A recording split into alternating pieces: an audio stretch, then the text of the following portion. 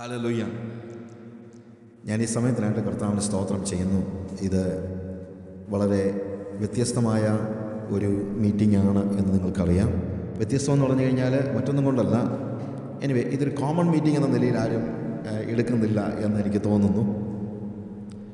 It is something like ഒരു പ്രത്യേക ദൗത്യം ഫലമേൽപ്പിക്കപ്പെട്ടതായ ആളുകളുടെ ഒരു കൂട്ടായ്മ എന്ന നിലയിൽ ഇതിനെ കാണണം എന്ന് ഞാൻ ചിന്തിക്കുന്നു. നമ്മളുടെ ഈ ദിവസങ്ങൾ 2 ദിവസത്തെ സന്ദേശത്തിൻ്റെ കാതലായ ഒരു ആസ്പെക്റ്റ് അല്ലെങ്കിൽ കാതലായി നമ്മൾ മനസ്സിലാക്കാൻ പോകുന്ന കാര്യം എന്ന് പറയുന്നത്, if you are a true leader, if you are a prophet, if God has specifically called you for a ministry, you need to be alone. You need to stand alone. You need to have an isolated voice. ദൈവം നിങ്ങളെ യഥാർത്ഥത്തിൽ വിളിച്ചിരിക്കുന്നുവെങ്കിൽ, നിങ്ങളുടെ ദൗത്യം ദൈവം ഫലമേൽപ്പിച്ചിരിക്കുന്നതാണെങ്കിൽ, നിങ്ങൾ വ്യത്യസ്തമായ ഒരു ശബ്ദമുള്ള ആയിരിക്കണമെന്ന് പറയുന്നത് മറ്റൊന്നും കൊണ്ടല്ല. ചരിത്രത്തിലുടനീളം നമ്മൾ നോക്കുമ്പോൾ ദൈവത്തിന് വേണ്ടി, യഥാർത്ഥ ആത്മീയതയ്ക്ക് വേണ്ടി നിലകൊണ്ട ആളുകളുടെ ശബ്ദം എല്ലാവരുടെയും കൂട്ടത്തിൽപ്പെട്ട ശബ്ദം ആയിരുന്നില്ല. അതുകൊണ്ട് കൂട്ടം തെറ്റി നടക്കാനുള്ള ഒരാഹ്വാനം എന്ന് തന്നെ ഇതിനെ വേണമെങ്കിൽ വയ്ക്കുക. പക്ഷെ കൂട്ടം തെറ്റി നടക്കുക എന്ന് പറയുമ്പോഴത്തേക്ക് അതിൻ്റെ കൃത്യതയുള്ള അർത്ഥം ഞാൻ അതിനെക്കുറിച്ച് വിശദമാക്കാം. But God wants you to be alone. You need to stand alone. You need to walk alone. നിങ്ങൾ ഒറ്റയ്ക്ക് നടക്കണം, ഒറ്റയ്ക്ക് നിൽക്കണം. ഒറ്റയ്ക്ക് നിൽക്കണം എന്ന് പറയുമ്പോഴത്തേക്ക് നാളെ ഇപ്പോൾ ഒരു സ്വതന്ത്ര സഭ തുടങ്ങണമെന്നല്ല ഞാൻ പറയുന്നത്. ഞാനൊരു എസ്റ്റാബ്ലിഷ്ഡ് എന്ന് വേണമെങ്കിൽ പറയാം ഒരു ചർച്ചിൻ്റെ ഭാഗമായിട്ടാണല്ലോ ഇവിടെയും ആരാധനയ്ക്ക് പോകുന്നത്. ഈവൻ ആഫ്രിക്കയിലും ഞാൻ അവിടെയുള്ള church of Nazarene, Assemblies of God, ഈ 2 സഭകളുടെ പാസ്റ്റേഴ്സിനെ ട്രെയിൻ ചെയ്യുന്ന ഒരു മിനിസ്ട്രിയാണ് ഞാൻ ചെയ്തുകൊണ്ടിരിക്കുന്നത്. അതുകൊണ്ട് ആഫ്രിക്കയിലെ, പ്രത്യേകിച്ച് മൊസാംബിക്കിലും ടെൻസാനിയയിലുമുള്ള അസംബ്ലീസ് ഓഫ് ഗോഡ് ചർച്ചുകളിലെ പാസ്റ്റേഴ്സിന് വേണ്ടി അസംബ്ലീസ് ഓഫ് ഗോഡ് സംഘടിപ്പിക്കുന്നതായ seminars, or may be you can call it training programme, അവിടെ എന്നെ ഒരു റിസോഴ്സ് പേഴ്സണായിട്ട് കാണുന്നുണ്ട്. അതുകൊണ്ട് ഞാൻ കൂട്ടം തെറ്റി നടക്കുക എന്ന് പറയുമ്പോഴത്തേക്ക് it doesn't mean that you are starting another church. അതുകൊണ്ട് ഞാൻ ആദ്യം നിങ്ങൾ തെറ്റിദ്ധരിക്കത്തില്ലെന്ന് എനിക്കറിയാം, എന്നാലും ഞാനൊന്ന് ഓർപ്പിച്ചെന്നുള്ളതേ ഉള്ളൂ. അതുകൊണ്ട് നിങ്ങളിപ്പോൾ നിൽക്കുന്ന സഭ വിട്ടേച്ച് നാളെ വേറൊരു പെന്തക്കോസ്ത് സഭ തുടങ്ങണമെന്നൊന്നും അല്ല ഞാൻ പറയുന്നത്. പക്ഷേ നിങ്ങളുടെ സഭയിലാണെങ്കിൽ പോലും, നിങ്ങളുടെ സഭയിൽ തന്നെ നിങ്ങൾ ഒരു ഒറ്റപ്പെട്ട ശബ്ദമായിരിക്കണമെന്നുള്ളത് ഒരു റിബല്യസ് നേച്ചറിൽ പറയുന്നതല്ല, അങ്ങനെ ആയിരിക്കും. കാരണം ഭൂരിപക്ഷം എപ്പോഴും ഇപ്പോഴത്തെ സ്ഥിതിയിൽ തുടരാൻ ഇഷ്ടപ്പെടുന്നവരാണ്. ഒരു ന്യൂനപക്ഷം മാത്രമേ ദൈവത്തിന് വേണ്ടി നിലകൊള്ളുകയുള്ളൂ. ചരിത്രത്തിലുടനീളം അത്രയേ സംഭവിച്ചിട്ടുള്ളൂ. അതുകൊണ്ട് ഏത് സഭയിലും ഒരു നവീകരണം ആവശ്യമാണെങ്കിൽ ഒറ്റപ്പെടുത്തപ്പെടുവാനുള്ള സമർപ്പണമുള്ള ഒരു വ്യക്തിയെ കൊണ്ട് മാത്രമേ ദൈവം എന്തെങ്കിലും പ്രവർത്തിക്കാൻ ഉദ്ദേശിക്കുന്നുള്ളൂ. നമ്മുടെ ഇന്നത്തെ ഒരു ടെൻഡൻസി എന്ന് പറയുന്നത് കൂട്ടം ചേരാനുള്ള ഒരു ടെൻഡൻസിയാണ്, അല്ലാതെ കൂട്ടം വിടാനുള്ള ഒരു ടെൻഡൻസി അല്ല, അല്ലെങ്കിൽ കൂട്ടത്തിൽ നിന്ന് മാറി നിൽക്കാനുള്ള ഒരു ടെൻഡൻസി അല്ല. ഒരു പക്ഷേ നമ്മൾ പ്ലാൻ ചെയ്തതായ വിഷയത്തിൽ നിന്ന് അല്പം ഒരു ഡീവിയേഷൻ എന്ന് പറയുന്നത് ശരിയല്ല, അതിൻ്റെ മറ്റൊരു ആസ്പെക്റ്റ് എന്ന് പറയുന്നതാണ് ശരി. അല്ലാതെ it is not a deviation, but it is another aspect. നമ്മൾ പറഞ്ഞുകൊണ്ടിരുന്ന വിഷയത്തിൻ്റെ മറ്റൊരു ആസ്പെക്റ്റാണ്. എന്തുകൊണ്ടാണ് ഇത് എടുക്കാൻ തന്നെ കാരണം എന്ന് പറഞ്ഞാൽ, ഈ അടുത്ത സമയത്തായിട്ട് ഞാൻ പല പാസ്റ്റേഴ്സുമായിട്ട് സംസാരിച്ചപ്പോഴെല്ലാം ഞാൻ മനസ്സിലാക്കിയ ഒരു കാര്യം, വളരെ ആത്മാർത്ഥതയോടെ ദൈവവേലയ്ക്ക് വേണ്ടി ഇറങ്ങിയ ആളുകൾ, സത്യത്തിന് വേണ്ടി നിലകൊള്ളാൻ ആഗ്രഹിക്കുന്നതായ ശുശ്രൂഷകർ, സത്യത്തിന് വേണ്ടി നിലകൊള്ളേണ്ടി വരുമ്പോൾ അനുഭവിക്കേണ്ടി വരുന്ന കോസ്റ്റ് കൊടുക്കാൻ തയ്യാറാകാതെ വളരെ ഒഴുക്കൻ മട്ടിൽ, എൻ്റെ ബ്രദറെ ഈ കാര്യങ്ങളൊക്കെ ശരിയാകും, പക്ഷേ എന്ന് പറഞ്ഞാൽ അറിയാമല്ലോ, പക്ഷേ എന്ന് പറഞ്ഞത് കേട്ടപ്പോഴാണ് എനിക്ക് വാസ്തവത്തിൽ ഈ ഒരു വിഷയമാണ് ഇന്നിവിടെ സംസാരിക്കണം എന്ന് ദൈവാത്മാവ് എന്നെ ബോധ്യപ്പെടുത്തിയത്. അപ്പോൾ ദൈവം ആഗ്രഹിക്കുന്നത് ഒറ്റയ്ക്ക് നിൽക്കാനാണെങ്കിൽ, മനുഷ്യൻ ആഗ്രഹിക്കുന്നത് കൂട്ടം ചേരുവാനാണ്. കാര്യം, കൂട്ടം ചേരുമ്പോഴാണ് സുരക്ഷിതത്വം ഉണ്ടാകുന്നത്. സുരക്ഷിതത്വമാണ് ഇതിനകത്ത് ഏറ്റവും വലിയ പ്രശ്നം, അല്ലാതെ വേറെ ഒന്നുമല്ല. സുരക്ഷിതത്വം നോക്കി ഞാൻ ആരെ കുറ്റമൊന്നും പറയുകയോ അല്ലെങ്കിൽ വഴക്കുണ്ടാക്കാനായിട്ട് നേരെ ഇയാൾ വന്നപ്പോഴേ തുടങ്ങിയപ്പോഴേ ഇതാണല്ലോ എന്നാലും ചിന്തിക്കരുത്. സത്യം പക്ഷെ പറയാതിരിക്കാനും പറ്റത്തില്ല. ഞാൻ ചിലപ്പോഴും പറയാറുണ്ട്, ഞാൻ പറയുന്ന കാര്യങ്ങൾ നിങ്ങൾക്ക് ഇഷ്ടപ്പെടുന്നില്ലെങ്കിൽ നിങ്ങൾ എന്നോട് ക്ഷമിക്കേണ്ട. കാര്യം എന്ന് വെച്ച് കഴിഞ്ഞാൽ ഈ പറയുന്ന കാര്യം സത്യമാണ്. അപ്പോൾ സത്യം പറഞ്ഞ് ഇഷ്ടപ്പെട്ടില്ലെങ്കിൽ പിന്നെ അത് ക്ഷമിക്കണമെന്ന് പറഞ്ഞിട്ട് അർത്ഥമല്ലുണ്ട്, ഒന്നുമില്ല. This is A fact. നമ്മൾ ഈ ലോകത്തിൽ നമ്മൾ കണ്ടുകൊണ്ടിരിക്കുന്ന കാര്യമാണല്ലോ. സമർപ്പിതരായി മുന്നോട്ട് പോകുമ്പോൾ അനുഭവിക്കേണ്ടി വരുന്ന പെയിൻ, ആഗണി, അത് ഉൾക്കൊള്ളുവാൻ മനസ്സില്ലാതെ ഇന്ന് ആളുകൾ കൂട്ടം കൂടാനുള്ള ഒരു വലിയ ടെൻഡൻസി കാണിക്കുമ്പോൾ ഇവിടെ നമ്മൾ ഇന്ന് കേൾക്കുന്നത്, നിങ്ങൾ കൂട്ടം തെറ്റി നിൽക്കണം, അല്ലെങ്കിൽ ഒറ്റയ്ക്ക് നിൽക്കണം, അല്ലെങ്കിൽ ഭൂരിപക്ഷത്തിൻ്റെ ഭാഗമാകാൻ പാടില്ല. ഇത് കോൺഗ്രസും കമ്മ്യൂണിസ്റ്റ് പാർട്ടിയും ഒന്നും അല്ലല്ലോ. അവിടെയാണെങ്കിൽ ഭൂരിപക്ഷത്തിൻ്റെ കൂടെ നിൽക്കണമെന്ന് പറയാം. പക്ഷേ ഇത് അതല്ല, നിങ്ങൾ മനസ്സിലാക്കണം. പൊളിറ്റിക്സിൽ മജോറിറ്റിക്കാണ് പ്രാധാന്യമെങ്കിൽ ദൈവവചനത്തിൽ അങ്ങനെയല്ല. ദൈവം വിഭാവന ചെയ്യുന്ന ദൈവരാജ്യത്തിൽ നമ്മൾ മറ്റ് നമ്മുടെ ലോകത്തിൽ കാണുന്ന എല്ലാ കാര്യങ്ങളുടെയും നേരെ വിപരീതമാണ്. നേരെ വിപരീതം. ലോകത്തിൽ എപ്പോഴും എന്താണ്? മജോറിറ്റിയാണ് ഏറ്റവും പ്രാധാന്യമർഹിക്കുന്നതായ കാര്യം, ഇല്ലേ? കമ്മ്യൂണിസത്തെക്കുറിച്ച് പറയുമ്പോഴത്തേക്കാണെങ്കിലും ഞാൻ ബേസിക്കലി കമ്മ്യൂണിസത്തോട് വളരെ ആഭിമുഖ്യം പുലർത്തിയിരുന്ന ഒരാളാണ്. കമ്മ്യൂണിസത്തിൻ്റെ ഒരു പ്രത്യേകത, സമൂഹത്തിന് വേണ്ടി ഒരാളെ ബലി കഴിക്കുന്നത് തെറ്റല്ല എന്നാണ് കമ്മ്യൂണിസത്തിൻ്റെ പ്രത്യേകത. അതുകൊണ്ടാണ് കമ്മ്യൂണിസത്തിൻ്റെ ശുദ്ധീകരണത്തിന് വേണ്ടി, കമ്മ്യൂണിസത്തിൻ്റെ ശത്രുക്കളെ അല്ലെങ്കിൽ വിപ്ലവങ്ങളിലൂടെ കമ്മ്യൂണിസം സ്ഥാപിച്ച റഷ്യയിലും ചൈനയിലും മറ്റുള്ള സ്ഥലങ്ങളിലും വിപ്ലവം നടത്തി രാഷ്ട്രം സ്ഥാപിക്കാൻ അവരെത്ര പേരെ കൊന്നോ അതിനേക്കാൾ കൂടുതൽ ആളുകളെ കമ്മ്യൂണിസത്തിൻ്റെ ശുദ്ധീകരണം എന്ന പേരിൽ അവർ കൂട്ടക്കുഴി നടത്തിയിട്ടുണ്ട്. അവരോട് it's not a big thing, because we need the majority. അതിനെ ശുദ്ധീകരിക്കാൻ വേണ്ടി, കമ്മ്യൂണിസത്തെ ശുദ്ധീകരിക്കാൻ വേണ്ടി ആളുകളെ കൂട്ടക്കൊല ചെയ്യാൻ അവർക്ക് മടിയില്ല. അതായത് 1000 പേർക്ക് വേണ്ടി ഒരാൾ മരിച്ചാൽ പൊക്കോട്ടെ, പക്ഷേ 1000 പേരല്ലേ രക്ഷപ്പെടുന്നതാണ് ചോദിക്കുന്നത്. പക്ഷേ യേശു കർത്താവ് എന്താ ചെയ്തത്? യേശു കർത്താവ് 100 ആടുകൾ ആലയിൽ ഉണ്ടായിരിക്കെ, അല്ലെങ്കിൽ 99 ആടുകൾ ആലയിൽ ഉണ്ടായിരിക്കെ, ആ 99 എന്ന മജോറിറ്റിയെ നോക്കാതെ 1 എന്ന മൈനോറിറ്റിയെ തിരക്കിപ്പോയവനാണ് എൻ്റെ കർത്താവ്. അപ്പോൾ അതുകൊണ്ട് അതിൻ്റെ ഒരാസ്പെക്റ്റ്. എന്നാൽ ഇതേപോലെ തന്നെ എല്ലായ്പ്പോഴും നമ്മളതിനെക്കുറിച്ച് സംസാരിച്ച് പഠിച്ചു വരുമ്പോഴത്തേക്ക് നമുക്കറിയാം, എല്ലായിടത്തും നമുക്ക് മനസ്സിലാക്കാൻ കഴിയുന്നൊരു കാര്യമുണ്ട്. God was standing not with the majority, he was standing with the minority. അത് മറ്റൊന്നും കൊണ്ടല്ല, മൈനോറിറ്റി ആയതുകൊണ്ടല്ല, സത്യത്തിന് വേണ്ടി നിൽക്കാൻ എപ്പോഴും ഒരു മൈനോറിറ്റിയെ ഉണ്ടാവുകയുള്ളൂ എന്നുള്ളത് ഒരു ചരിത്ര യാഥാർത്ഥ്യമാണ്. അപ്പോൾ കർത്താവ് എല്ലാവരും കൂട്ടം ചേരാനും എല്ലാവരും സുരക്ഷിതത്തിന് വേണ്ടി കാര്യങ്ങൾ പറയുമ്പോൾ, എല്ലാവരും അങ്ങനെ നിൽക്കുമ്പോൾ കർത്താവ് പറയാണ്, നീ അതിൽ നിന്ന് സെപ്പറേറ്റഡ് ആയിരിക്കണം. സെപ്പറേറ്റ് ചെയ്യുന്നത് എപ്പോഴും ചെറിയ ചെറിയ നമ്പറായിരിക്കും, ഇല്ലേ? നമ്മളിപ്പം ഒരു കൂട്ടിയിട്ടിരിക്കുന്ന ഒരു ഓറഞ്ചിൻ്റെ വലിയൊരു കൂട്ടം കൂട്ടിയിട്ടിട്ട് നിങ്ങളോട് പറയുകയാണ് ഇത് ചൂസ് ചെയ്തോളാൻ പറഞ്ഞാൽ ചൂസ് ചെയ്യുന്നത് കുറവായിരിക്കും, ഇല്ലേ? ചൂസ് ചെയ്യുന്നത് തീർച്ചയായിട്ടും നമ്പർ കുറവായിരിക്കും. ഇതേപോലെ തന്നെ ഒരു വലിയ ജനസമൂഹത്തിൽ നിന്ന് ദൈവം വിളിച്ച് വേർതിരിക്കുമ്പോൾ അതിനുവേണ്ടി യോഗ്യത എന്ന് പറയുന്ന വാക്ക് ശരിയല്ലെങ്കിൽ പോലും the number will be less ആയിക്കോട്ടെ.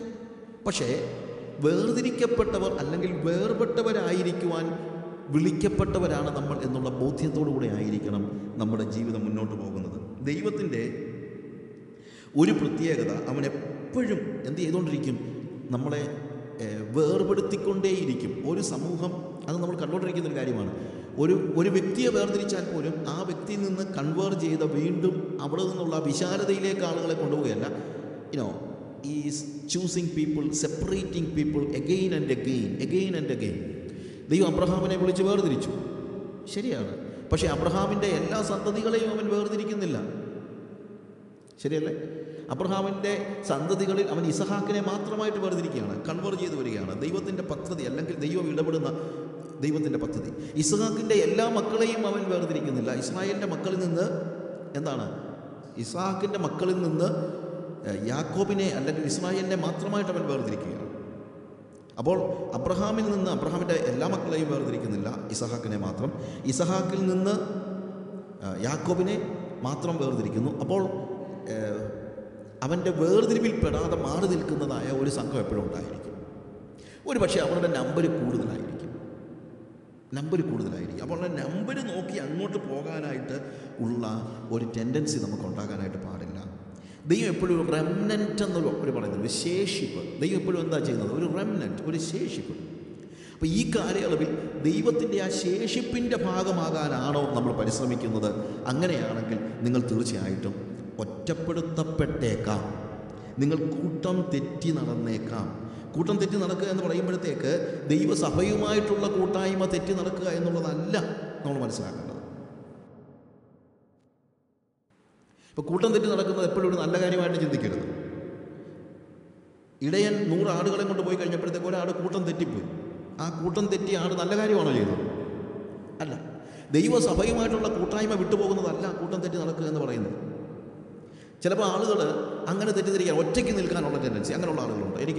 ഞാനൊരാളുടെ സ്റ്റോറി കേട്ടിട്ടുണ്ട്. ഒരു അപ്പച്ചൻ്റെ ചിന്ത, അദ്ദേഹം പോയിക്കൊണ്ടിരിക്കുന്ന സഭയിൽ ഉള്ള വിശ്വാസികളൊന്നും വിശുദ്ധന്മാരല്ല, അതുകൊണ്ട് അപ്പച്ചൻ സഭായോഗത്തിന് പോകത്തില്ല, അപ്പച്ചൻ വീട്ടിൽ തന്നെ തിരുവത്താഴം നടത്തുന്നത്, അപ്പച്ചൻ തന്നെ അപ്പം മുറിക്കും, അപ്പച്ചൻ തന്നെ പൊന്നേശു തമ്പുരാൻ എന്നുള്ള പാട്ടുമൊക്കെ പാടും, സർവ്വഭാവക്കറകൾ നീക്കുന്നുള്ള പാട്ടുമൊക്കെ പാടി അവസാനം അപ്പച്ചൻ തന്നെ അപ്പം മുറിച്ച് തിന്നും. കാര്യം എന്ന് വെച്ചാൽ ബാക്കിയുള്ളവരാരും വിശുദ്ധന്മാരല്ല. അതല്ല കൂട്ടം തെറ്റി നടക്കുക എന്ന് പറയുമ്പോൾ എവിടെയാണ് നമ്മുടെ കൂട്ടം തെറ്റെന്ന് പറഞ്ഞു കഴിഞ്ഞാൽ ലോകവുമായി ഒരു കോംപ്രമൈസ് ഇല്ലാതെ പോകുന്നതിലാണ്. ലോകവുമായി സമരസപ്പെട്ടു പോകുവാൻ ആഗ്രഹിക്കാത്ത ആളുകൾ, അതിന് തയ്യാറല്ലാത്തതായ ആളുകൾ, ലോകത്തിൽ നിന്ന് ഒരു വേർപാട്, ഒരു it is we are having an uncompromising stand against the world, an uncompromising, ഒരു ലോകവുമായിട്ട് സമരസപ്പെടാത്തതായ ഒരു മൈൻഡ് സെറ്റപ്പ്, അങ്ങനെ ഒരു ലൈഫാണ് ദൈവത്തിന് വേണ്ടി നിലകൊള്ളുവാൻ നിങ്ങൾ ആഗ്രഹിക്കുന്നുവെങ്കിൽ ദൈവം ആഗ്രഹിക്കുന്നത്. അതുകൊണ്ട് ഈ ലോകത്തോടുള്ള വേർപാടെന്ന് പറയുന്നത് വേദപുസ്തകത്തിൻ്റെ കാതലായ സന്ദേശമാണ്. അതാണ് വാസ്തവത്തിൽ വേർപാട് എന്ന് പറയുന്നത് തന്നെ. വേദപുസ്തകത്തിൽ ആദ്യത്തെ ക്രിസ്ത്യാനികളോടുള്ള ആദ്യത്തെ സന്ദേശം എന്തായിരുന്നു എന്നറിയാമോ? ആദ്യത്തെ ക്രിസ്ത്യാനികൾ ആരായിരുന്നു നിങ്ങൾക്കറിയാം. അപ്പോസ്തലന്മാരുടെ ഉപദേശം കേട്ട്, അല്ലെങ്കിൽ പത്രോസ് പ്രസംഗിക്കുന്നത് കേട്ട് അവൻ്റെ വാക്ക് കൈക്കൊണ്ടവർ സ്നാനമേറ്റു എന്ന് പറയുമ്പോൾ അന്ന് 3000 പേർ സഭയോട് ചേർന്നു. അവരോട് പത്രോസ് പറയുന്ന സന്ദേശം, അവരോട് പറയുന്ന, അല്ലെങ്കിൽ ജനത്തോട് പറയുന്ന ആ ആദ്യത്തെ സുവിശേഷ സന്ദേശമല്ല ഞാൻ പറയുന്നത്. ഓഫ് കോഴ്സ് 2-ാം അധ്യായത്തിൽ ആദ്യം പത്രോസ് എന്ത് ചെയ്യുന്നു? അവിടെ കൂടി വന്ന ആളുകളോട് സുവിശേഷം പറയുന്നു. ആ സുവിശേഷത്തിൻ്റെ സന്ദേശം വിട്. അത് കഴിഞ്ഞാൽ അത് വാക്ക് കൈക്കൊണ്ടവരോട് അവൻ പറയുന്ന അടുത്ത സന്ദേശം എന്താണെന്നറിയാമോ? വക്രതയും കോട്ടവുമുള്ള ഈ തലമുറയിൽ നിന്ന് നിങ്ങൾ രക്ഷിക്കപ്പെട്ടുകൊള്ളുവിൻ. Save yourself from this crooked generation. Save yourself. വക്രതയും കോട്ടവുമുള്ള ഈ തലമുറയിൽ നിന്ന് നിങ്ങൾ നിങ്ങളെ തന്നെ രക്ഷിച്ചോണം. പത്രോസ് പറയുന്ന കാര്യം ഇതാണ്. അവൻ സുവിശേഷ സന്ദേശത്തിൽ പറഞ്ഞു, നിങ്ങളുടെ പാപങ്ങളിൽ നിന്ന് നിങ്ങളെ വിടുവിക്കുവാനായിട്ട് യേശു കർത്താവ് വന്നു. നിങ്ങളുടെ പാപങ്ങളിൽ നിന്ന് നിങ്ങളെ വിടുവിക്കുവാൻ യേശു മരിച്ചു, അടക്കപ്പെട്ടു, ഉയർത്തെഴുന്നേറ്റു. അതുകൊണ്ട് ഓരോരുത്തൻ തങ്ങളുടെ പാപങ്ങളുടെ മോചനത്തിനായി സ്നാനമേൽക്കും. ഓരോരുത്തൻ, ഈച്ച് ഇൻഡിവിജ്വൽസ്, ഓരോ വ്യക്തിയും തങ്ങളുടെ പാപങ്ങളുടെ മോചനത്തിനായി എന്ത് ചെയ്യണം? സ്നാനമേൽപ്പിൻ. അവിടെ കൃത്യത്തോട് പറയുക. അപ്പോൾ പാപങ്ങളുടെ മോചനം ഒരു ദൈവിക പ്രവൃത്തിയാണ്. അത് മനുഷ്യന് ചെയ്യാൻ പറ്റത്തില്ല. നമ്മളെ പാപത്തിൽ നിന്ന് രക്ഷിക്കുന്ന ആരാണ്? ദൈവമാണ്. എന്നാൽ അടുത്ത വാക്ക് പറയാണ്, and save yourself from this crooked generation. എന്നാൽ ലോകത്തിൽ നിന്ന് നിങ്ങൾ തന്നെ രക്ഷിച്ചോളാൻ, നിങ്ങളെ തന്നെ രക്ഷിച്ചോളാൻ. നോക്ക്, പാപത്തിൽ നിന്ന് ദൈവം നമ്മളെ രക്ഷിച്ചു, പക്ഷേ ലോകത്തിൽ നിന്ന് ആര് രക്ഷിച്ചോണം? അതാണ് നമ്മുടെ ഉത്തരവാദിത്തത്തിൻ്റെ പ്രത്യേകത.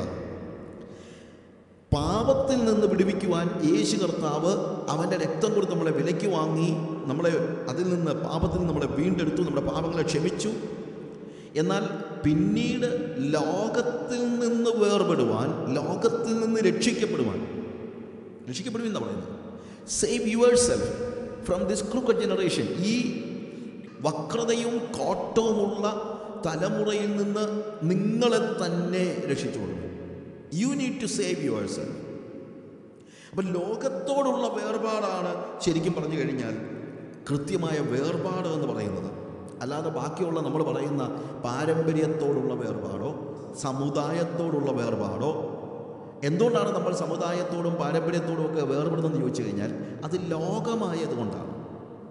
അതിൻ്റെ പേര് സമുദായമെന്നാണെങ്കിലും വാസ്തവത്തിൽ എന്താണ്? It is world. അത് ലോകമാണ്. അതൊരു ക്രൂക്കഡ് വേൾഡാണ്. അല്ലെങ്കിൽ തലതിരിഞ്ഞ ഒരു ലോകമാണ്. അത് ദൈവരാജ്യമായിരുന്നെങ്കിൽ നമ്മൾ വേർപെടേണ്ട കാര്യം ഇല്ലായിരുന്നു. അത് ദൈവരാജ്യമല്ല എന്നുള്ള ബോധ്യം നമുക്കുള്ളത് കൊണ്ടാണ് നമ്മൾ പാരമ്പര്യങ്ങളോടും സമുദായങ്ങളോടും വേർപെട്ടത്. ഇതൊക്കെ പറഞ്ഞ മനസ്സിലാകുന്നുണ്ട്. അപ്പോൾ ലോകത്തോട് വേർപെടുന്നതിൻ്റെ ഭാഗമായിട്ടാണ് നമ്മൾ എന്ത് ചെയ്തത്? സമുദായത്തിൽ നിന്ന് വേർപെട്ടത്. അല്ലാതെ സമുദായം മാറാൻ വേണ്ടിയല്ല. മർത്തോമാ സമുദായത്തിൽ നിന്നോ കത്തോലിക്ക സമുദായത്തിൽ നിന്നോ ഇങ്ങോട്ട് പെന്തിക്കോസ്ത് സമുദായത്തിലേക്ക്, അതാ ഇന്നിപ്പം നടക്കുന്നത്, അല്ലാതെ വേറെ ഒന്നും നടക്കുന്നില്ല. കത്തോലിക്ക സമുദായത്തിൽ നിന്നും പെന്തിക്കോസ്ത് സമുദായത്തിലേക്ക് വരിക എന്നുള്ളതാണ് ഇന്നത്തെ ഒരു പ്രധാന മാനസാന്തരം എന്ന് പറയുന്നത്. അല്ലാതെ വേറെ എന്തോ നടക്കുന്നു, അവിടെ ഉള്ളതല്ല ഇവിടെ ഉള്ളത് ഇല്ലേ? അപ്പോൾ അതല്ല വേർപാട്. വേർപാടെന്ന് പറയുന്നത് എന്താണ്? ലോകത്തോടുള്ള വേർപാടാണ്. അപ്പോൾ സമുദായം വിടാൻ അല്ലെങ്കിൽ സമുദായത്തിൽ നിന്ന് വേർപെടാൻ നമ്മൾ തയ്യാറായത് ലോകം സമുദായത്തിൽ കടന്നത് കൊണ്ടാണെങ്കിൽ, എൻ്റെ അടുത്ത ചോദ്യം, സഭയിൽ ലോകം കടന്നുകൂടുമ്പോൾ നമ്മൾ എന്ത് ചെയ്യുമെന്നാണ്. ഹല്ലേലൂയ. സി, ഞാനിപ്പം വേറെ എന്തെങ്കിലും കാര്യങ്ങൾ പറയുകയല്ല, വേറെ എന്തെങ്കിലും വേറെ ഞാൻ സാധാരണ പറയാറുണ്ട്, ഞാനിത് കമ്മ്യൂണിസ്റ്റ് മാനിഫെസ്റ്റോയിൽ നിന്നൊന്നും അല്ലല്ലോ പറയുന്നത്, ഇത് വേദോസത്തിൽ നിന്ന് തന്നെ പറയുന്നത്. അതുകൊണ്ടാണ് ഞാൻ പറഞ്ഞത് ക്ലാരിറ്റി കുറവാണെങ്കിൽ നിങ്ങൾ ചോദിച്ചു നോക്ക്. What shall we do? Why we left all those traditions? Because it was world. അത് ലോകമായതുകൊണ്ടാണ്. അങ്ങനെയെങ്കിൽ സഭയിലേക്ക് ലോകം കടന്നുകൂടുമ്പോൾ അതിനോട് സമരസപ്പെട്ടു പോകുന്നവൻ ദൈവത്തിന് വേണ്ടി നേരെ നിൽക്കുന്നവനല്ല. ദൈവത്തിന് വേണ്ടി വേർപെടുകയാണെങ്കിൽ നമ്മുടെ ചുറ്റുപാടുമുള്ള ലോകത്തോടോ നമ്മൾ എവിടെ ആയിരുന്നോ ആ സമുദായത്തിലെ ലോകത്തോടോ വേർപെടുന്നത് പോലെ തന്നെ നമ്മൾ എന്ത് ചെയ്തേ പറ്റുള്ളൂ? സഭയ്ക്കുള്ളിലെ ലോകത്തോട് വേർപെട്ടേ പറ്റൂ. അതുകൊണ്ടാണ് ഞാൻ പറഞ്ഞത്, സമരസപ്പെട്ടു പോകുവാനല്ല, ഒറ്റയ്ക്ക് നിൽക്കാനാണ് ദൈവം നിങ്ങളെ വിളിച്ചിരിക്കുന്നത്. ലോകത്തോട് സമരസപ്പെടാതെ ദൈവത്തിന് വേണ്ടി വീറോടെ ഒറ്റയ്ക്ക് നിൽക്കുന്ന അനുഭവം, അത് ഒരു പരിധിവരെ ഒരു ഡെസ്റ്റിനി അല്ല, ഇറ്റ് ഈസ് എ ചോയ്സ്. അത് രണ്ടുമാണ്. ഒരു പരിധിവരെ അതൊരു വിധിയാണ്. വിധി എന്ന് ഞാൻ ഉദ്ദേശിക്കുന്നത് it's not fate, but that happens. അതങ്ങ് സംഭവിക്കുകയാണ്. ഞാനൊരു പക്ഷേ വേർപെടണം എന്നുള്ള എൻ്റെ നിർബന്ധ ബുദ്ധി കൊണ്ടായിരിക്കത്തില്ല. പ്രത്യുത when I stand for God, I am alone. That's all. എന്നാൽ ഈ ഒറ്റപ്പെട്ട ജീവിതം എന്ന് പറയുന്നത്, സമരസപ്പെടാത്ത ജീവിതം എന്ന് പറയുന്നത്, it is not a destiny, it is a choice. അത് ഞാൻ എടുക്കുന്ന ഒരു തീരുമാനമാണ്, ഒറ്റപ്പെടുത്തപ്പെടുകയല്ല. ഞാൻ മരിപ്പച്ച എന്ന് പറയുന്ന മാസം കൊടുക്കുന്നത് 79-ലാണ്. 15 years, I think it is 94 മറ്റോ ഒരു സ്വർഗീയധ്വനി മാസികയിലെ കുറച്ച് യങ് ആയിട്ടുള്ള പിള്ളേർ അവർ വന്നിട്ട് എന്നോട് they were asking some questions. 15 വർഷം ക്രിസ്തീയ സാഹിത്യ രംഗത്തൊക്കെ നിന്നു, അല്ലെങ്കിൽ കുറേ കൂടെ പറഞ്ഞു കഴിഞ്ഞാൽ ആത്മീയ കാര്യങ്ങളിലൊക്കെ ഇടപെട്ടുകൊണ്ടിരുന്നു. അപ്പോൾ അവർ ചോദിച്ച ചോദ്യം, ഒറ്റപ്പെടുത്തപ്പെട്ടു എന്ന് പറയുന്ന പരാതി ഉണ്ടോ എന്നാണ് എന്നോട് ചോദിച്ചത്. അതായത് സമൂഹത്തിൽ അല്ലെങ്കിൽ നമ്മളുടെ സഭകളിൽ ഞാൻ ഒറ്റപ്പെടുത്തപ്പെട്ടോ എന്നുള്ള പരാതി ഉണ്ടോ? അത് ഒരു ചോദിക്കുന്നതിന് കാര്യമുണ്ട്. ഞാൻ കുറിയന്നൂർ വിശ്വാസത്തിലേക്ക് വരുന്നത് 36 ഇയേഴ്സിന് മുമ്പാണ്, 36 വർഷം മുമ്പാണ്. 35 വർഷമായിട്ടെങ്കിലും ഞാൻ പ്രസംഗിക്കുന്നുണ്ട്. ഞാൻ 1975 ചരൽക്കുന്ന് നടന്ന ഒരു യൂത്ത് ക്യാമ്പിൽ പങ്കെടുത്തപ്പോൾ അന്ന് ആലപ്പുഴ ഉണ്ടായിരുന്ന ഒരു സഹോദരൻ ആ മീറ്റിങ്ങിൽ പങ്കെടുത്തു. എന്നോട് ഭയങ്കര സ്നേഹമായി. പിന്നെ ഹി വെൻ ടു സംവെയർ, ഗൾഫിലോ അമേരിക്കയിലോ ഒക്കെ പോയി. 85 എന്നെ കണ്ട സമയത്ത് അദ്ദേഹം എന്നോട് പറഞ്ഞൊരു കാര്യം, സജു, നിൻ്റെ 75 പെർഫോമൻസ് കണ്ടപ്പോൾ, ഉപയോഗിച്ച വാക്ക്, അവർക്ക് ഉപയോഗിക്കുന്ന വാക്കുകൾ, ഓരോരുത്തർ ഉപയോഗിക്കുന്ന വാക്കുകൾ അവരുടെ പശ്ചാത്തലം വെച്ചായിരിക്കുമല്ലോ. പെർഫോമൻസ് കണ്ടപ്പോൾ ഞാൻ ചിന്തിച്ചല്ലോ, നീ ഇതിനകത്ത് എന്തെങ്കിലുമൊക്കെ ആകുമെന്ന്. പക്ഷെ ഇതുവരെയായിട്ട് നീ ഒന്നും ആയില്ലല്ലേ? ഒന്നും ആയില്ലേ എന്ന് ചോദിക്കാൻ കാര്യം, അങ്ങേര് നോക്കുമ്പോഴത്തേക്ക് ഞാനൊരു സംഘടനയുടെ പ്രസിഡൻ്റ് അല്ല, ഞാൻ യുവജന പ്രസ്ഥാനത്തിൻ്റെ സെക്രട്ടറി അല്ല. അവൻ ചിന്തിച്ചത് എൻ്റെ അന്നത്തെ പെർഫോമൻസ് എന്ന് അവരുപയോഗിച്ച വാക്ക്. In fact performance is not a Christian word, ഞാനത് ഉപയോഗിക്കില്ല. അദ്ദേഹം അത് ഉപയോഗിച്ചുകൊണ്ട് ഞാൻ പറയാം. എൻ്റെ പെർഫോമൻസ് കണ്ടപ്പോൾ അയാൾ ചിന്തിച്ചത് 10 വർഷം കൊണ്ട് ഞാൻ സംഘടനയുടെ തലപ്പത്തെത്തുമെന്നാണ്. അങ്ങനെ വന്ന് നോക്കിയപ്പോഴത്തേക്ക് കമ്മിറ്റി മെമ്പർ പോലും അല്ല ഞാൻ. അല്ലെങ്കിൽ to him I am nobody. കാര്യം സംബഡി ആകുന്നത് എന്താണ് എന്നുള്ളതിനെക്കുറിച്ച് അദ്ദേഹത്തിൻ്റെ മനസ്സിലുള്ള കൺസെപ്റ്റ് വെച്ച് നോക്കുമ്പോഴാണ് അദ്ദേഹം പറയാണ്, ഒന്നും ആയില്ലല്ലേ, നിനക്കൊന്നും ആകാൻ പറ്റിയില്ലല്ലേ. ഞാൻ വെറുതെ ചിരിച്ചു, അല്ലാതെ എന്ത് ചെയ്യാനാണ്, പറഞ്ഞാൽ മനസ്സിലാകുമോ ഇങ്ങേരോട്? അതുകൊണ്ട് ഞാൻ വെറുതെ ചിരിച്ചു, ഒന്നും ആയില്ല എന്ന് ചോദിച്ചു കഴിഞ്ഞാൽ. അപ്പം ഇവിടുത്തെ അതുകൊണ്ടാണ് ഇവർ പറഞ്ഞ സമയത്തേക്ക് ഇവർ എന്നോട് ചോദിച്ച ചോദ്യത്തിൽ ഞാൻ ചോദിച്ചു, ഒറ്റപ്പെടുത്തപ്പെട്ടു എന്നോ? എങ്ങനെയാണ് അത് പറയാൻ കഴിയുന്നത്? എന്നെ ആർക്കും ഒറ്റപ്പെടുത്താൻ പറ്റത്തില്ല. കാരണം ഞാൻ എപ്പോഴും ഒറ്റയ്ക്ക് നടക്കുകയായിരുന്നു. ഒറ്റയ്ക്ക് നടക്കുന്നവരെ നമ്മളെങ്ങനെയാണ് ഒറ്റപ്പെടുത്തുന്നത്? ഞാൻ ചോദിച്ചത് നിങ്ങൾക്ക് മനസ്സിലാക്കണം. ഒറ്റയ്ക്ക് നടക്കുന്നവനെ ഒറ്റപ്പെടുത്താൻ പറ്റുമോ? ഇല്ല. അപ്പോൾ ഒറ്റപ്പെടുക എന്ന് പറയുന്നത്, അല്ലെങ്കിൽ ഒറ്റയ്ക്ക് നടക്കുക എന്ന് പറയുന്നത്, ഇറ്റ് വാസ് മൈ ചോയ്സ്. അതെൻ്റെ ചോയ്സ് ആയിരുന്നു. ഞാൻ 85-ൽ ഇതേപോലെ തന്നെ ഒരു ഗ്രൂപ്പ്, സഭയിലെ നേതൃനിരയിലുള്ള കുറച്ച് ഗ്രൂപ്പുകൾ കൂടിയിരിക്കുന്ന കൂട്ടത്തിൽ I was just asking them some questions. എൻ്റെ വളരെ അടുത്ത ഫ്രണ്ട്സാണ്, ഇപ്പോഴത്തെ ഏറ്റവും ടോപ്പ് മോസ്റ്റ് ലെവലിലുള്ള ലീഡേഴ്സാണ്. അന്ന് എൻ്റെ ഫ്രണ്ട്സ് ആയിരുന്ന, ഇന്നിപ്പോൾ ഫ്രണ്ട്സ് അല്ലെന്ന് ഞാൻ പറയുന്നില്ല, പക്ഷേ ഇന്ന് അത്ര അടുപ്പമില്ല എന്ന് പറഞ്ഞാൽ മതി. കാര്യം ഫ്രണ്ട്ഷിപ്പ് ഒരിക്കൽ തുടങ്ങിയാൽ പിന്നെ മാറത്തില്ലെന്നെൻ്റെ ചിന്ത. That is my understanding. What ever happens, അത് മാറാൻ പാടില്ലെന്നുമാണ് എൻ്റെ ചിന്ത. അതുകൊണ്ട് ഒരിക്കൽ എൻ്റെ ഫ്രണ്ടാണോ അയാൾ എൻ്റെ ഫ്രണ്ടായിരിക്കുമെന്നും അത് ഞാൻ തീരുമാനിച്ചിട്ടുണ്ട്. എൻ്റെ ജീവിതത്തിൽ ഞാൻ എടുത്തൊരു തീരുമാനമാണ്. ഇനി അയാൾ പാപിയായിപ്പോയാലും എന്തെല്ലാം ആയിപ്പോയാലും ഹി ഈസ് മൈ ഫ്രണ്ട്. പക്ഷേ ഫ്രണ്ട്ഷിപ്പ് വേറെ, ഫെലോഷിപ്പ് വേറെ. അത് രണ്ടാണ്. ഫ്രണ്ട്ഷിപ്പ് ഞാൻ കളയത്തില്ല, പക്ഷേ ഫെലോഷിപ്പ് ചിലപ്പോൾ പോയെന്നിരിക്കും. ഞാൻ പറഞ്ഞത് നിങ്ങൾക്ക് ഗ്രഹിക്കാൻ കഴിഞ്ഞു എന്ന് ഞാൻ ചിന്തിക്കുന്നു. അപ്പോൾ എൻ്റെ ഫ്രണ്ട്സായിരുന്ന ആളുകളോട് ഞാൻ വളരെ ഷാർപ്പായിട്ട് ചില ക്വസ്റ്റ്യൻസ് ചോദിച്ചു. നിങ്ങൾ പ്രോമിസ് ചെയ്തതായ കാര്യങ്ങൾ എന്തുകൊണ്ട് നിങ്ങൾ വഴിമാറ്റി പറയുന്നു? എന്തുകൊണ്ട് നിങ്ങളുടെ സ്വാർത്ഥമായ ലക്ഷ്യങ്ങൾക്ക് വേണ്ടി നിങ്ങൾ ഇപ്പോൾ നിലകൊള്ളുന്നു? അപ്പോൾ എൻ്റെ കൂടെ പഠിച്ച ഒരു സഹോദരൻ, അദ്ദേഹം ഒരു പാസ്റ്റർ, സഭാ നേതാവാണ്, ഇപ്പോഴും സഭാ നേതാവാണ്. അദ്ദേഹം എന്നോട് പറഞ്ഞു, എടാ നീ സംസാരിക്കുന്ന സൂക്ഷിച്ച് വേണം, നിനക്ക് ഒത്തിരി കാര്യങ്ങൾ നഷ്ടപ്പെടാനുണ്ടെന്ന് നീ മറന്നു പോകരുത്. അപ്പം ഞാൻ പറഞ്ഞു, മോനെ, എനിക്കാകെ നഷ്ടപ്പെടാനുള്ളത് സഭാ രാഷ്ട്രീയത്തിലെ ഒരു ഭാവി മാത്രമേ ഉള്ളൂ, വേറെ ഒന്നുമില്ല.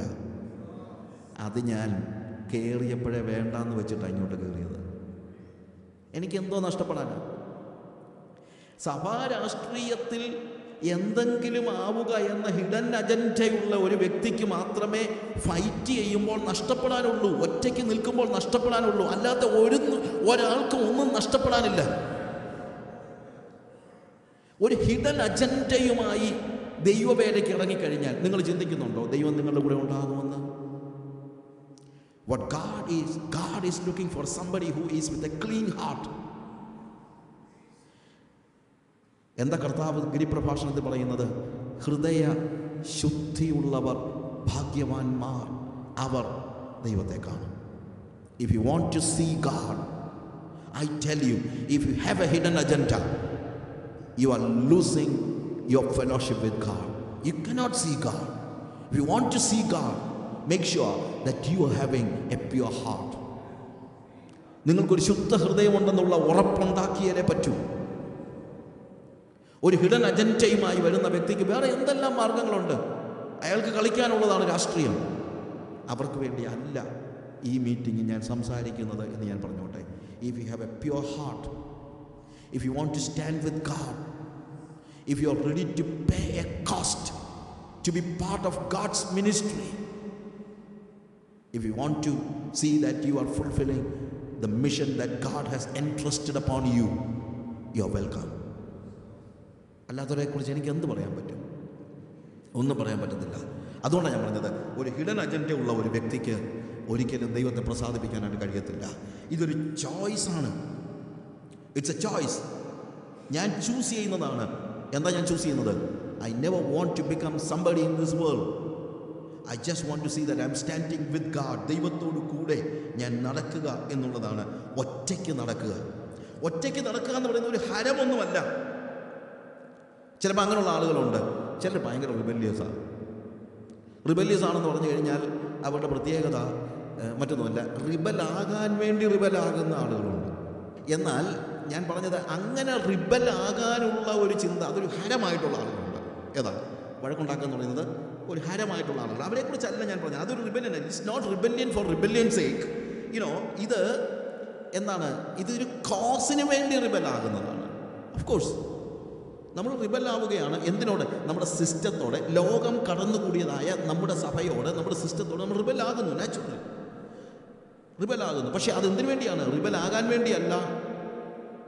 എന്തുകൊണ്ടാണ്? We have no other choice.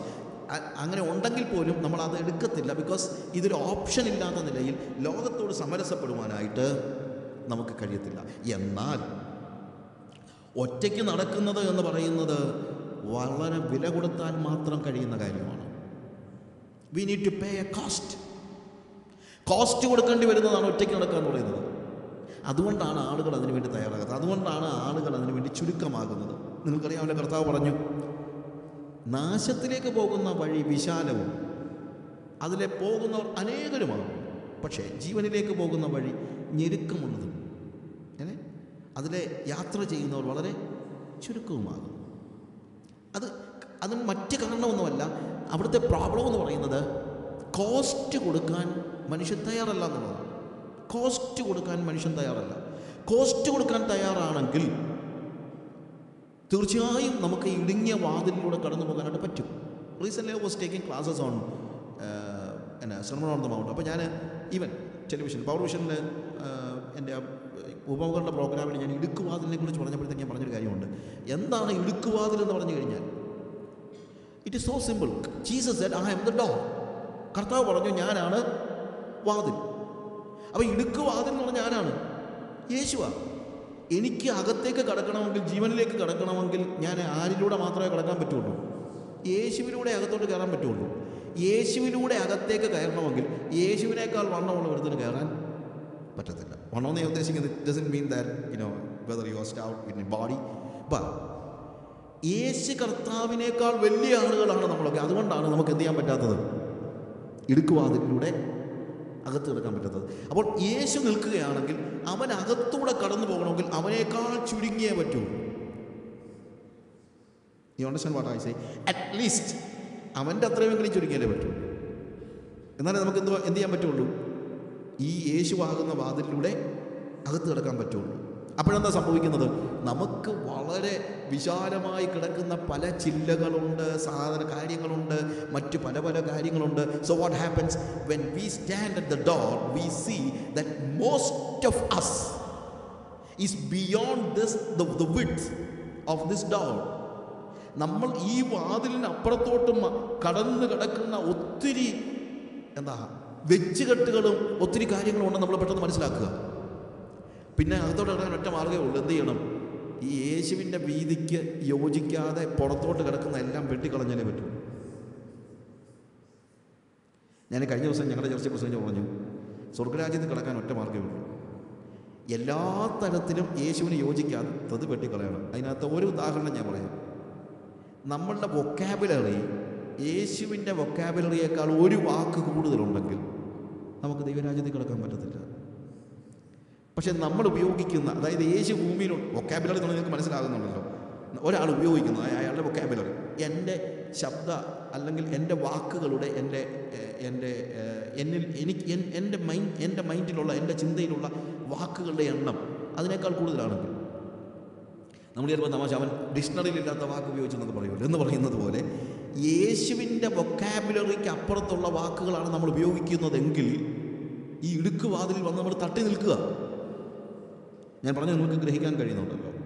അതുകൊണ്ടാണ് കർത്താവ് ലൂക്കോസിൻ്റെ സുവിശേഷത്തിൽ ഇതേ ഭാഗം ഇടുക്കുവാതിനെ കുറിച്ച് പറയുമ്പോൾ ഒരാൾ അവൻ്റെ അടുത്ത് വന്നിട്ട് ചോദിച്ചു, കർത്താവെ, രക്ഷിക്കപ്പെടുന്നവർ ചുരുക്കമോ? കരഞ്ഞുകൊണ്ടാണ് ചോദിക്കുന്നത്. കർത്താവ് പറഞ്ഞു, സാരമില്ല മോനെ, ചില പ്രയാസമാണെങ്കിലും കയറാമെന്നൊന്നും അല്ല പറഞ്ഞത്. അതെ, രക്ഷിക്കപ്പെടുന്നവർ ചുരുക്കമാണ്. അതുകൊണ്ട് സഭയിലും ഈ വാതിലിലൂടെ കടക്കുന്നവരുടെ എണ്ണം കുറഞ്ഞുകൊണ്ടിരിക്കുകയാണ്.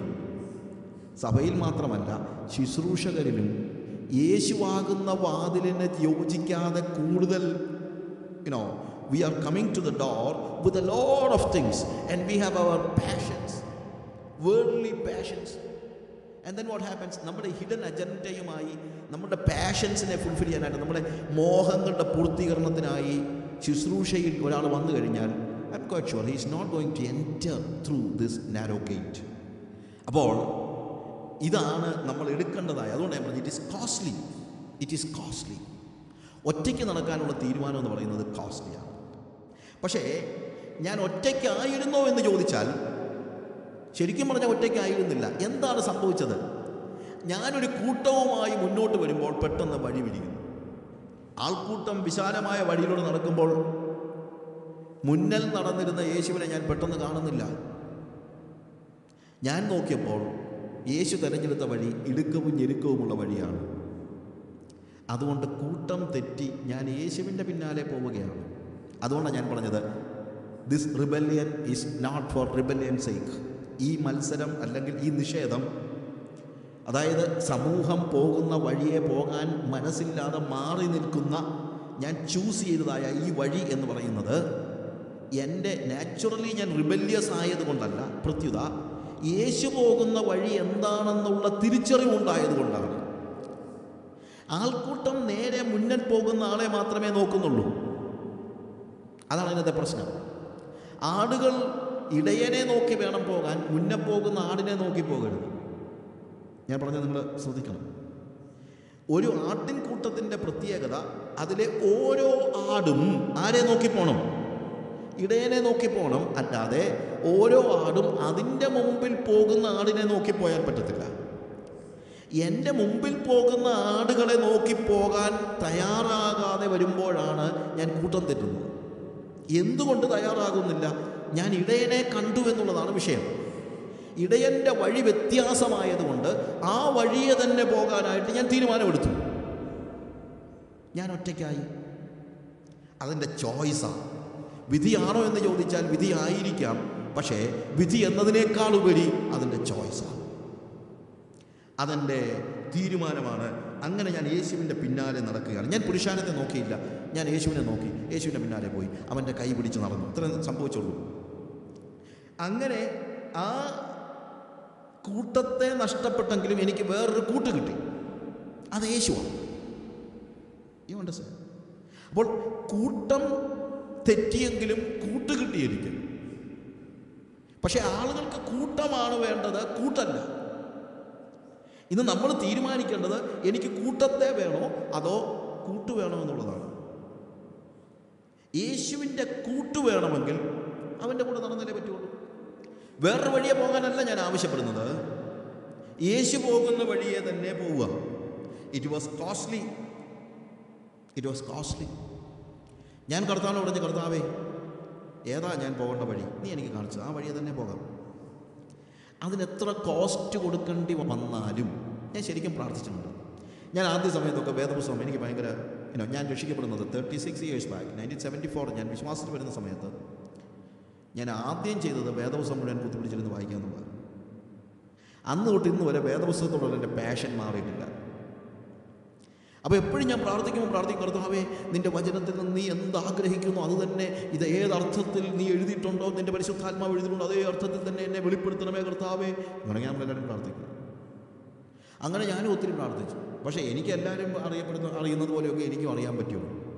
പക്ഷെ ഒരു ദിവസം ഞാൻ എൻ്റെ പ്രാർത്ഥനയുടെ സ്റ്റൈല് മാറ്റി. ഞാൻ പറഞ്ഞു, കർത്താവേ എനിക്കിത് തീർച്ചയായും അറിയണം, നീ എനിക്കിത് വെളിപ്പെടുത്തി തരണം. നിൻ്റെ ആത്മാവ് ഏതർത്ഥത്തിൽ ഇത് ഉപയോഗിച്ചിരിക്കുന്നു അതേ അർത്ഥത്തിൽ എനിക്കിത് വെളിപ്പെടുത്തി തരണം. എന്നിട്ട് ഞാൻ അതിൻ്റെ കൂട്ടത്തിൽ പറഞ്ഞു, ഞാനത് അനുസരിക്കാൻ തയ്യാറാണ്, അതിന് എത്ര കോസ്റ്റ് കൊടുക്കേണ്ടി വന്നാലും. അനുസരിക്കാൻ തയ്യാറാണെന്ന് പറഞ്ഞപ്പോൾ മുതലാണ് ദൈവം അവൻ്റെ ആത്മീക സത്യങ്ങളെ എനിക്ക് വെളിപ്പെടുത്തി തരാൻ തുടങ്ങിയത്. അനുസരിക്കാൻ തയ്യാറല്ലാത്ത ആളുകൾക്ക് ദൈവം ഒന്നും വെളിപ്പെടുത്തി കൊടുക്കുന്നില്ല, അത്രയേ ഉള്ളൂ. അനുസരിക്കാൻ തയ്യാറാണോ നിങ്ങൾ? ദൈവത്തിൻ്റെ ആലോചനയെ, ദൈവത്തിൻ്റെ ദൈവത്തിൻ്റെ വഴി, ദൈവം പറയുന്ന വഴി കാണിച്ചു തരണമെന്ന് എല്ലാവരും പ്രാർത്ഥിക്കും, ഇല്ലേ? എന്തുകൊണ്ട് ദൈവം മിക്കവർക്കും വഴി കാണിച്ചു കൊടുക്കുന്നില്ല? കാര്യം വഴി കാണിച്ചു കൊടുത്താൽ അനുസരിക്കാൻ തയ്യാറാണെന്ന് സമർപ്പിക്കുന്നവർക്കാണ് അവൻ എന്ത് ചെയ്യുന്നത്? വഴി കാണിച്ചു കൊടുക്കുന്നത്. അതുകൊണ്ടാണ് സൗമ്യതയുള്ളവർക്ക് അവൻ തൻ്റെ വഴി കാണിച്ചു കൊടുക്കുന്നത്. സൗമ്യത എന്ന് പറഞ്ഞു കഴിഞ്ഞാൽ ഉറുമ്പിനെ പോലും നോവിക്കാതെ നടക്കുന്നവരെന്നുള്ള അർത്ഥത്തിലല്ല.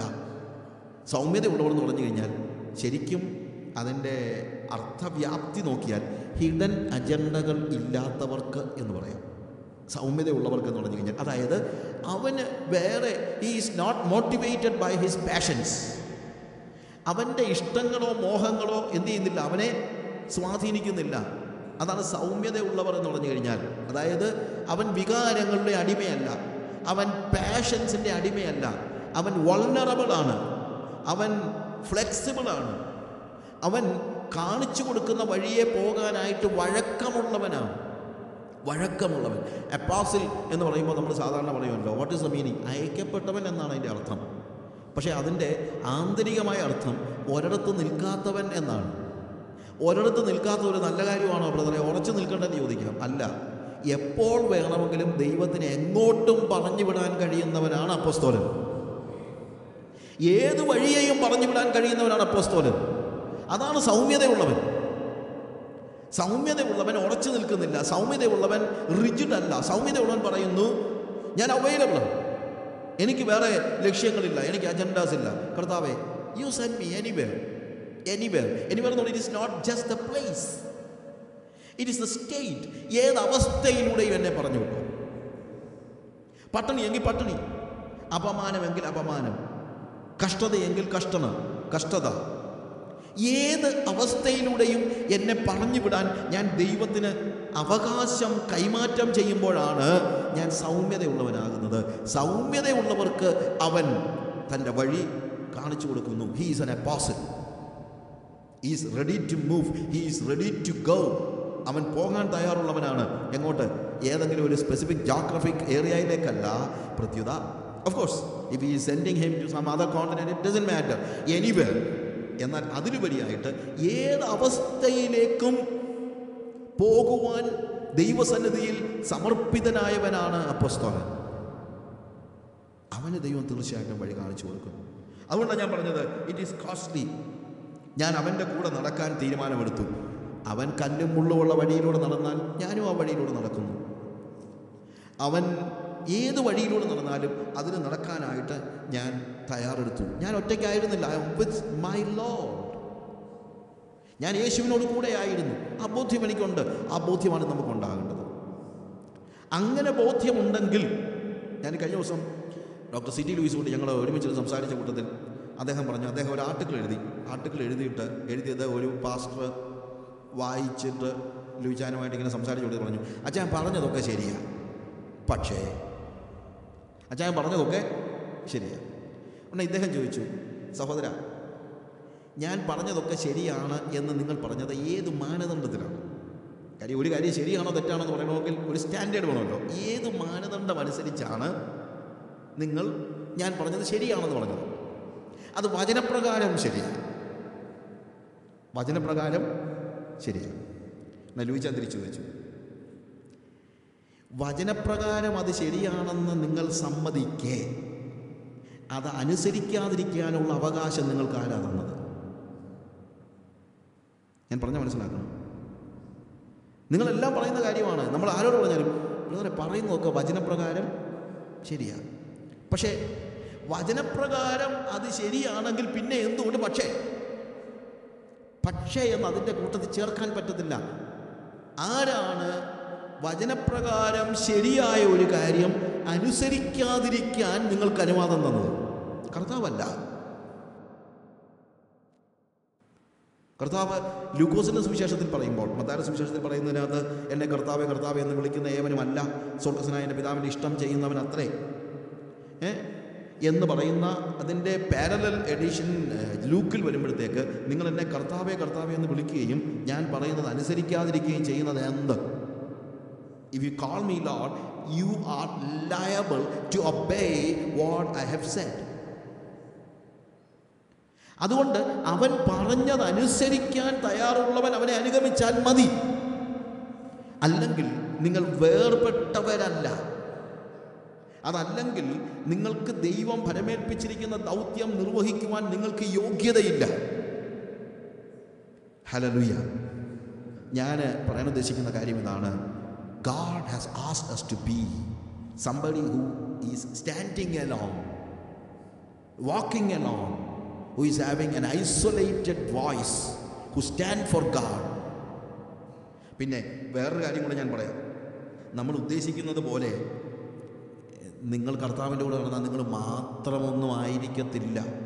കർത്താവിൻ്റെ കൂടെ നടക്കുന്ന ഏലിയാവ് പറഞ്ഞതുപോലെ ഞാൻ ഒരുത്തൻ മാത്രം ശേഷിച്ചിരിക്കുന്നുള്ളത് നമ്മളുടെ അറിവില്ലായ്മ കൊണ്ടാണ്. കർത്താവ് ഏലിയാവ് വന്ന് ചെന്നിട്ട് പറഞ്ഞു, കർത്താവേ, നിന്നെ ആരാധിക്കുന്ന ഒരാൾ പോലും ഇല്ല. ശരിക്കും ഏലിയാവിൻ്റെ ഭാഗം പറഞ്ഞു കഴിഞ്ഞാൽ ഏലിയാവ് പറയുന്ന ആദ്യത്തെ വാക്കെന്നു, കർത്താവേ, ഞാൻ എൻ്റെ പിതാക്കന്മാരെക്കാൾ ശ്രേഷ്ഠതയുള്ളവൻ അല്ല, എന്നെ അങ്ങ് എടുത്തോണം. എന്താ എൻ്റെ പിതാക്കന്മാരെക്കാൾ ശ്രേഷ്ഠത ഇല്ലാത്തവനായത്? കാരണം ഞാൻ ഇത്രയും നാൾ ശുശ്രൂഷ ചെയ്തിട്ടും ഒരാളെ പോലും യഹോവ ആരാധനയിലേക്ക് കൊണ്ടുവരാൻ എനിക്ക് കഴിഞ്ഞില്ല. എല്ലാവരും ബാലിൻ്റെ പുറകെയാണ്. എന്നാൽ കർമ്മേലി വെച്ച് അവൻ ചിന്തിച്ചതല്ല, ഞാൻ എൻ്റെ എല്ലാ പിതാക്കന്മാരെക്കാളും ശ്രേഷ്ഠനാണെന്നാണ്. എന്നു ചോദിച്ചാൽ കർമ്മേലിൽ എല്ലാവരും ആരുടെ കൂടെ നിന്നു? ഏലിയാവിൻ്റെ കൂടെ നിന്നു. ബാലിൻ്റെ പുരോഹിതന്മാരെ വെട്ടിക്കളക എന്ന് പറഞ്ഞ പ്രവാചകന്മാരെ വെട്ടിക്കളക എന്ന് പറഞ്ഞപ്പോഴത്തേക്ക് ഏലിയാവൊന്നും അല്ലല്ലോ. ആളുകളങ്ങ് ഇടിച്ച് തള്ളി. എല്ലാവർക്കും ഭയങ്കര ആവേശമായിരുന്നു യഹോവയുടെ കാര്യത്തിൽ. അപ്പോൾ ഏലിയാവ് ചിന്തിച്ചൊരു കാര്യമുണ്ട്, എൻ്റെ പിതാക്കന്മാരുടെ കാലത്തൊന്നും എല്ലാവരും യഹോവയെ ആരാധിക്കാൻ വന്നിട്ടില്ല, ഇല്ലേ? ആരെങ്കിലുമൊക്കെ ബാലിൻ്റെയും അശേരയുടെയും പുറകെ പോയിട്ടുണ്ട്. പക്ഷേ ഇതാ എൻ്റെ കാലത്ത് എല്ലാവരും യഹോവ ആരാധനയിലേക്ക് മടങ്ങി വന്നിരിക്കുന്നു എന്ന് ചിന്തിച്ച വ്യക്തി, ഒരുപക്ഷെ മനസ്സിൽ പറഞ്ഞ വ്യക്തി കുറച്ച് ദിവസം കഴിയാൻ പറയാം, കർത്താവേ, ഞാൻ ചിന്തിച്ചതിന് നേരെ വിപരീതമാക്കി. എൻ്റെ പിതാക്കന്മാരുടെ കാലത്തൊക്കെ ആരെങ്കിലുമൊക്കെ യഹോവയെ ആരാധിക്കുന്നവരുണ്ടായിരുന്നു, പക്ഷേ എൻ്റെ കാലത്ത് ഒരുത്തം പോലും ഇല്ലാതായിപ്പോയി. ഞാൻ എൻ്റെ പിതാക്കന്മാരെക്കാൾ അധികം ശ്രേഷ്ഠതയുള്ളവൻ അല്ല, എൻ്റെ ശുശ്രൂഷ കൊണ്ട് ഒരു ഗുണവുമില്ല, എന്നെ നീ അങ്ങ് എടുത്തോണേ. എന്നാൽ കർത്താവ് അവനോട് പറയുന്ന വാക്കെന്താണ്? You are wrong. ബാലിന് മുട്ടുമുടക്കാത്ത 7000 പേരെ ഞാൻ ശേഷിപ്പിച്ചിട്ടുണ്ട്. ഇതൊരു ഫാക്റ്റാണ്. കർത്താവിന് വേണ്ടി നിലകൊള്ളുന്ന ജനങ്ങൾ എല്ലാ കാലയളവിലും ഉണ്ട്, ഇല്ലെന്നുള്ളത് നമ്മുടെ ഒരു തെറ്റിദ്ധാരണയാണ്. എല്ലാ കാലയളവിലും. ഏലിയാവിൻ്റെ ഏറ്റവും വലിയ പരാജയം എന്താണെന്ന് ഞാൻ പലപ്പോഴും ആലോചിച്ചിട്ടുണ്ട്. നമ്മൾ പറയും അവന് ഇസബേലിൻ്റെ വാക്കുകൾ കേട്ടിട്ട് ഓടിപ്പോയതാണെന്ന്. അതല്ല അവൻ്റെ ഏറ്റവും വലിയ പരാജയം. ബാലിന് മുട്ടുമുടക്കാത്ത 7000 പേര് ഇസ്രായേലിൽ ഉണ്ടായിരുന്നിട്ട് ഈ 7000 പേരിൽ ഒറ്റ ഒരുത്തരുമായിട്ട് പോലും ഇവന് കൂട്ടായ്മയില്ലായിരുന്നു എന്നുള്ളതാണ്. എലീശ ഉൾപ്പെടെയുള്ള ധീരന്മാരായ ആളുകൾ ബാലിന് മുട്ടുമുടക്കാത്തവരായിട്ട് ഉണ്ടായിരിക്കെ ഇവരിൽ ഒരുത്തരുമായിട്ടും ഏലിയാവിന് എന്തില്ലായിരുന്നു? കൂട്ടായ്മയില്ലായിരുന്നു.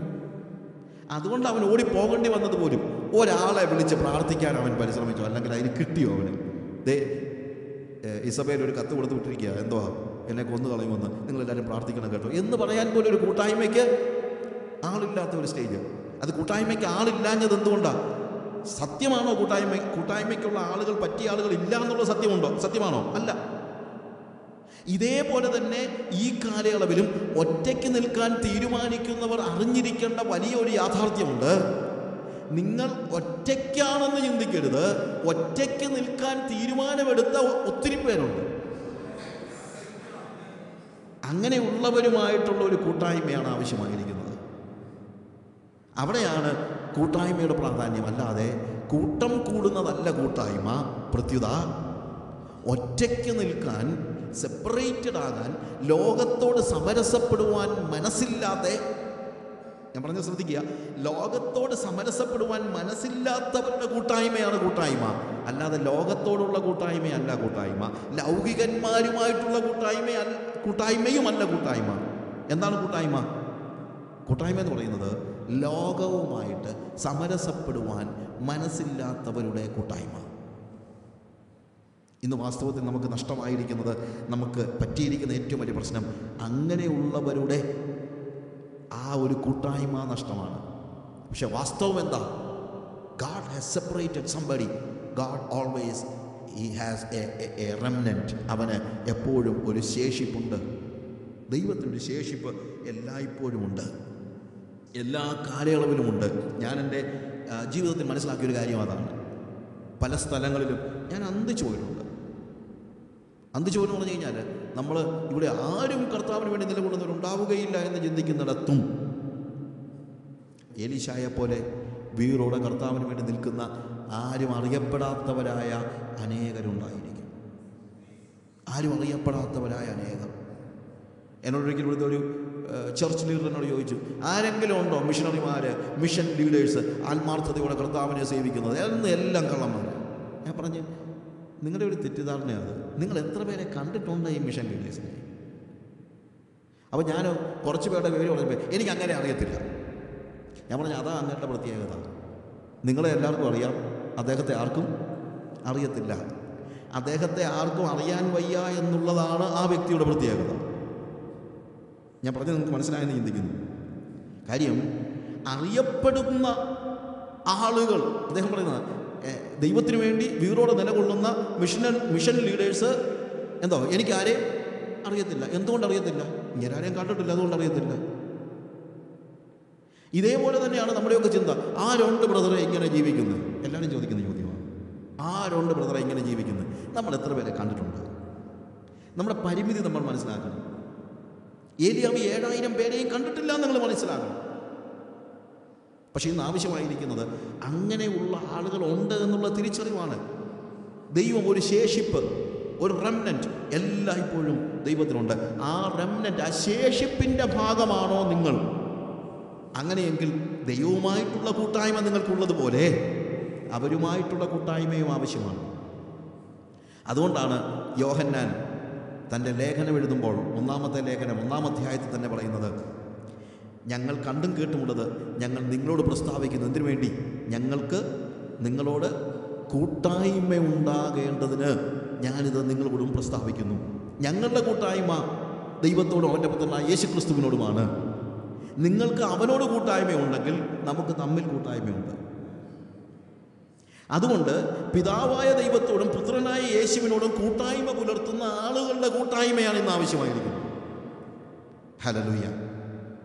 ലോകത്തിലെന്നും ഞാൻ പറഞ്ഞല്ലോ, ആദ്യം പറഞ്ഞ വാചകം ഞാൻ ഒന്നും പറയാണ്, ദൈവത്തിന് വേണ്ടി നിലകൊള്ളുന്ന ഒരു സമൂഹത്തിലൂടെ, ഒരു ചെറിയ സമൂഹത്തിലൂടെ, ഒരു വേർപെട്ട സമൂഹത്തിലൂടെ മാത്രമേ ദൈവം പ്രവർത്തിച്ചിട്ടുള്ളൂ. അത് വേദപുസ്തക കാലയളവിലും, പഴയ നിയമ കാലയളവിലും, പുതിയ നിയമ കാലയളവിലും, ഇതിനിടയ്ക്കുള്ള കാലയളവിലും, പുതിയ നിയമ കാലയളവിന് ശേഷമുള്ള സഭാ കാലയളവിലും ഉണർവുകളുടെ ചരിത്രം മുഴുവൻ പഠിച്ചാൽ നമുക്ക് മനസ്സിലാക്കാൻ കഴിയുന്ന ഒരു വലിയ യാഥാർത്ഥ്യം, ദൈവം എപ്പോഴും പ്രവർത്തിച്ചത് കർത്താവിന് വേണ്ടി വീറോടെ നിലകൊള്ളുന്ന ഒരു ചെറിയ ഗ്രൂപ്പിനോട് അല്ലെങ്കിൽ ഗ്രൂപ്പിലൂടെയാണ് എന്നുള്ളതാണ്. ഈവൻ ഇൻ ഓൾഡ് ടെസ്റ്റമെൻറ്റ് നമ്മൾ വായിക്കുമ്പോഴത്തേക്ക്, പഴയ നിയമകാലത്തും ഞാൻ പറഞ്ഞല്ലോ, പുതിയ നിയമകാലത്തും എല്ലാം ഒരു ചെറിയ ഗ്രൂപ്പ്, വിശുദ്ധിക്ക് വേണ്ടി നിലകൊള്ളുന്ന ഒരു ചെറിയ ജനവിഭാഗത്തിൻ്റെ അവഗണിക്കാനാവാത്ത ഒരു സാന്നിധ്യം എല്ലാ ഉണർവുകളുടെയും പിന്നിൽ പ്രവർത്തിച്ചിരുന്നു. ഞാനിത് പറയാൻ കാര്യം എന്താണെന്ന് ചോദിച്ചാൽ, ഇന്നും ദൈവത്തിന് പ്രവർത്തിക്കാൻ അങ്ങനെ ഒരു റെംനന്റിനെ ദൈവം നോക്കുന്നുണ്ട്, ഒരു ശേഷിപ്പിനെ ദൈവം നോക്കുന്നുണ്ട്. ആ ശേഷിപ്പിൻ്റെ ഭാഗമാകാൻ നിങ്ങൾ തയ്യാറാണോ എന്നുള്ളതാണ് ഇന്ന് എനിക്ക് നിങ്ങളോട് ചോദിക്കാനുള്ള ചോദ്യം. പഴയ നിയമത്തിൽ യോശിയാവിൻ്റെ ഉണർവിൽ എന്താ സംഭവിക്കുന്നത്? യോശിയാവിൻ്റെ ഉണർവ് സംഭവിക്കാനുള്ള കാരണം തന്നെ ദൈവത്തിനു വേണ്ടി നിലകൊണ്ട ഒരു വ്യക്തിയുടെ ഇടപെടൽ മൂലമാണ്. യോശിയാവിൻ്റെ കാലയളവിൽ യോശിയാവ്, he was certainly a pious person. He wanted to rebuild or renovate the temple. ദേവാലയം പുതുക്കി പണിയാനായിട്ട് അവൻ തീരുമാനമെടുത്തു. ദേവാലയം പുതുക്കി പണിയാൻ തീരുമാനമെടുത്തപ്പോൾ അവിടെ നിന്ന് ഒരു ചുരുൾ കണ്ടെത്തി. You know that story. ആ ചുരുളും കൊണ്ട് രാജാവിൻ്റെ അടുത്ത് വന്നു കഴിഞ്ഞപ്പോഴത്തേക്ക്, രാജാവിൻ്റെ സെക്രട്ടറി അവിടെ വന്നു കഴിഞ്ഞപ്പോഴത്തേക്ക് രാജാവ് ചോദിച്ചു, ഈ ചുരുളുകളിൽ എഴുതിയിരിക്കുന്നത് വായിച്ചൊന്ന് വ്യാഖ്യാനിച്ച് തരാൻ ആരാ ഉള്ളത്? There is nobody. അന്ന് വാസ്തവത്തിൽ വേദപുസ്തകത്തിൻ്റെ ചുരുളുകൾ അവിടെ ഒന്നും അവൈലബിൾ അല്ല. സൂക്ഷിച്ചു വെച്ചിരുന്ന ഒരു ചുരുൾ കണ്ടെത്തി കഴിഞ്ഞപ്പോഴത്തേക്ക് അത് വായിച്ച് വ്യാഖ്യാനിച്ചു കൊടുക്കാനായിട്ട് ആരുമില്ല.